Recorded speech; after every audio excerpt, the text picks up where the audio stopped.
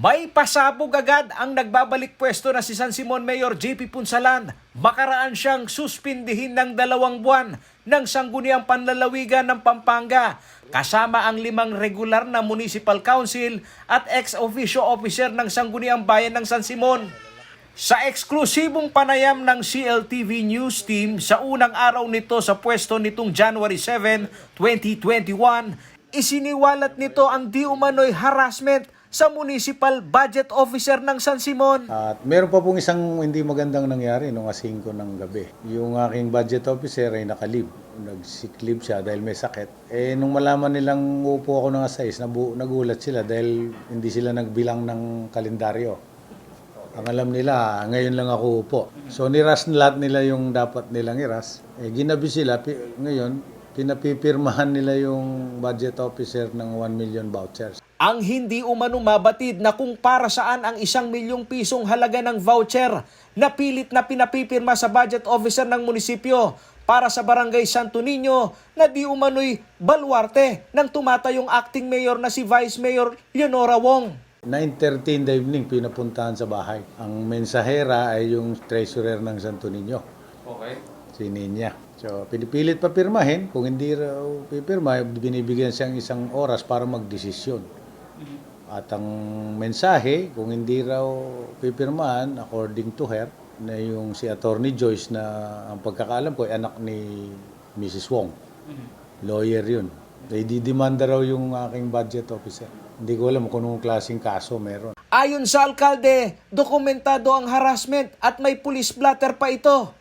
Sinabi rin niya na bukod dito ay marami pa siyang ipinasisiyasat sa kanyang legal counsel sa naging hakbang ng konseho na pagpasa ng mga supplemental budget.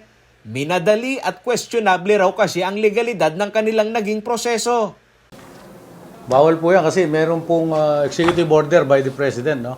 Yeah. If there is a multiple vacancy in the city, municipal, or Sangguniang Panlalawigan members, the acting mayor or the Sangguniang itself should write a letter to the President to fill up the multiple vacancy.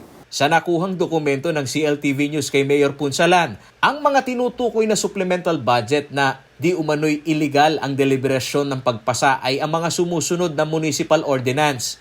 Municipal Ordinance number 20-0044 na sponsored ni Councilor Beda Pineda. Ang 4 na milyong pisong supplemental fund na naka-itemize sa mga sumusunod, 3 milyong piso para sa Local Disaster Risk Reduction Management Fund o LDRRMF, 800,000 piso para sa Gender and Development, 200,000 piso para sa tinatawag na Special Purpose Appropriations, at 3 milyong piso para sa Purchase of Welfare Goods Expenses. Sunod ang Municipal Ordinance number 20-0049 na nagkakahalaga naman ng 5 milyong piso. Dito binigyang muli ng pondo ng 100,000 piso ang LDRRMF, 100,000 piso muli sa Gender and Development o GAD. Gayon na rin ang SPA o Special Purpose Appropriation na nasa 2.4 milyon pesos. At ang halagang 2.1 milyon pesos na inilaan sa tinatawag na Programs on Awards and Incentive for Service and Excellence o kung tawagin ay praise. Dumipensa naman si Vice Mayor Leonora Wong sa paratang na pagpapapirma ng 1 milyong pisong voucher. Yung voucher na 1 million is real. Kaya lang hindi ka makakagawa ng voucher sa San Simon dahil electronic na kami. Electronic ang aming budget. At nagkaroon siya ng appropriation, na-print out ang obligation. Sa bayan namin, Paulo, hindi mo mapiprint out ang obligation and voucher kung walang appropriation. Ayon kay Wong, malisyoso ang kwento ni Punsalan na inapura ito dahil bago umano makabalik sa pwesto ang nasuspending alkalde ay matagal nang nasa opisina ito ng budget officer na si Alfaro.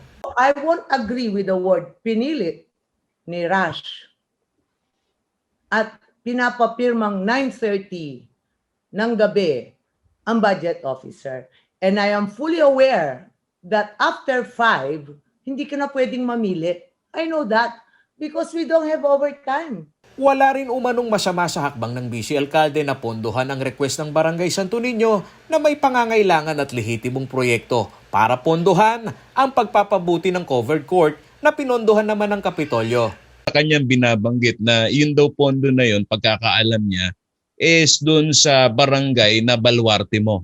Gaano ho katotoo yun? Yes, Santo Niño, you know why? Politika nga. Just because it's my barangay, hindi niya binibigyan ng project. Buti na lang, masipag ang kapitan, naglapitan kay governor. Binigyan siya ng ating mahal na governor, Delta, ng covered court. Wala siya. So lumapit siya sa akin, pag upo ko pa lang, November, ma'am, sabi niya, kung may natira pang budget, bigyan mo naman ng Santo Niño para dun sa fencing, dun sa pinagawang covered court ni Gov, fencing, bleachers, stage. So, sabi ko, saka na, busy pa kami sa mga iba, yung mga relief operation, Ulysses, then pamaskong handog. Promise ko, don't worry, bago ako bumaba, bibigyan kita. Naging legal din daw umano ang proseso ng pagpasa ng budget ayon kay Wong. Mayor JP, I challenge you.